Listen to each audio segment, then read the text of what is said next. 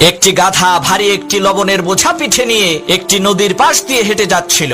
বোঝাটি এতটাই ভারী ছিল যে তার খুবই কষ্ট হচ্ছিল। হঠাৎ তার পানি পিপাসা লাগলো। নদীর পাড়ে দাঁড়িয়ে পানি খেতে গিয়ে পা পিছলে নদীতে পড়ে গেল, যার কারণে তার পিঠে থাকা বোঝায় কৃত সেই লবণগুলো নদীর পানিতে মিশে বোঝাটি হালকা হয়ে গেল। গাধা তো মহা খুশি। সে মনে করলো সে বিশাল বড় একটি জিনিস আবিষ্কার করে ফেলেছে।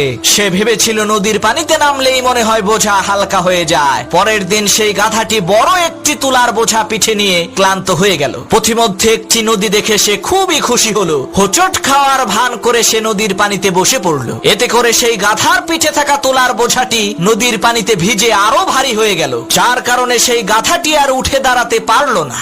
ওই গাধার মতো কিছু পাপী আছে যারা নিজেদেরকে ওই গাধার মতোই বহুত বড় জ্ঞানী আর বুদ্ধিমান মনে করে, কিন্তু কয়েকদিন পরে এমন ধরা খায় উঠে দাঁড়ানোর আর শক্তি থাকে না।